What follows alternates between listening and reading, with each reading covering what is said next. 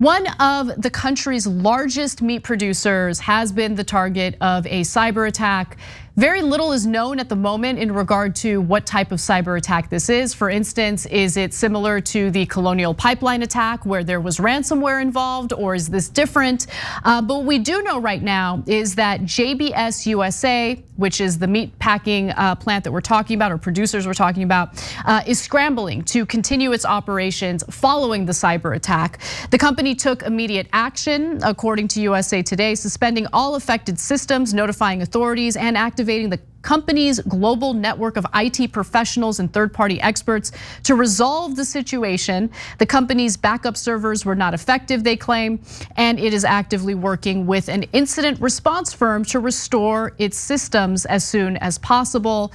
And they've continued to say that it doesn't appear that any vulnerable data has been collected by this cyber attack, although I'm skeptical of these claims, especially considering the lack of detail that we've really gotten in regard to this attack. The company is not aware of any evidence at this time that any customer, supplier, or employee data has been compromised or misused as a result of the situation.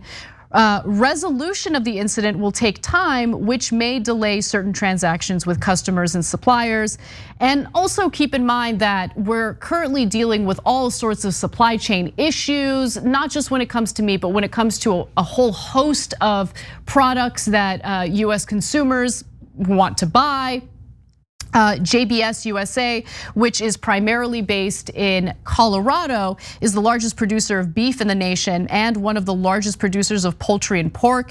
It is part of JBS Foods, which has locations in Australia, New Zealand, the United Kingdom, Mexico, Canada, and other parts of Europe. Now, the cybersecurity vulnerabilities of these massive corporations has really been front and center lately as a result of ransomware attacks, as a result of how disruptive they are in getting people the products and commodities that they need. The Colonial Pipeline attack was one of the more recent examples of that. And Ryan, what I pointed out in that story was the fact that we're dealing with these private companies that make a ton of money, but very clearly have no interest in reinvesting some of their earnings in beefing up their cybersecurity. They've clearly made a calculation that it's better to just kind of sit back and wait for a cyber attack to happen and then pay for the consequences later, because I don't know, maybe it's just cheaper to do it that way. But what's your take on this? I mean, it keeps happening. It seems like these companies aren't doing anything to protect themselves, and the problem is repetitive. I think you're muted, Ryan. Am I still muted? No, you're good. I can hear you now.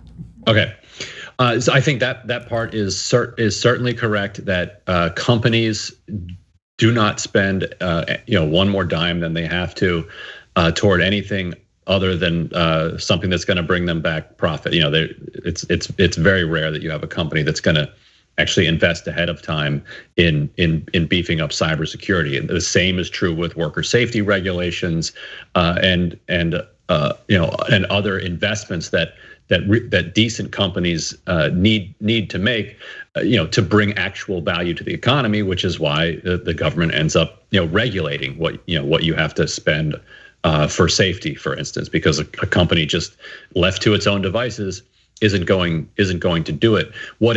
What it also shows is that, look, okay, if you're an economy that's dependent on fossil fuels, which you shouldn't be, but if you are one, then yes, if they hack a pipeline and shut that pipeline down, that's going to have big problems. You would be much better off if you had a decentralized kind of wind and solar system where each house, each building, whatever is decentralized and pulling in its own energy. But there's really no excuse on outside of the energy sector. There's no reason that there ought to be a beef and poultry and chicken company that owns like 1/5 or whatever of all of the supply chain and all of the supply. If you had a competitive market where you had a lot of different farmers and producers and suppliers, then if they hacked a couple of them, it wouldn't become a global emergency.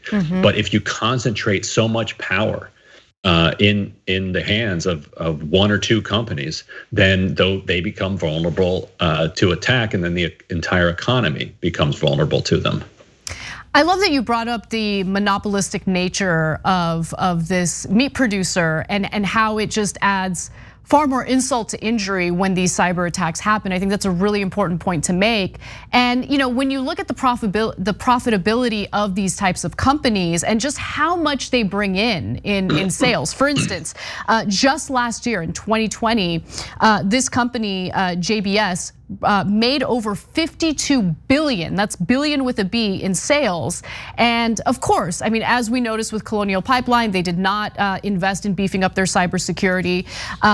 And that has some serious consequences. And when I was researching for Colonial Pipeline and what could be done on a federal level to mitigate these type of cyber attacks and ensure that these companies are actually investing in their cybersecurity, I came across some data about what happened in the 1990s regarding credit cards. Once the federal government ensured that credit card companies would have to bear some of the responsibility of credit card fraud, meaning if you're the victim of credit card fraud, well then your credit issuer would be responsible for the fraud that took place. Like you wouldn't have to pay for the fraudulent charges on your card. That was when these credit card companies were like, oh, looks like we need to beef up our cybersecurity, right? And I thought that was such a fascinating case study for what can be done on a federal level. The question is, with politics, what it is today, and the unwillingness of lawmakers on both sides of the aisle to ever implement any robust regulations, how likely is it, even with Democrats in charge right now, that the federal government will ensure that there's additional oversight to, beef up the cybersecurity of these companies, You're right. I mean, these companies will continue to believe that they're just too big to fail. That they will get bailed out by the federal government if they get themselves in trouble, and they're right. If they control enough of the food supply of the country, again, you own the country, and that's just a basic fact. And so you have to confront that power dynamic, and then after you've confronted that power dynamic, then you have to regulate these companies and insist that they have systems set up that are going to be more resilient to cyber attacks. I mean, there was that one solar winds company that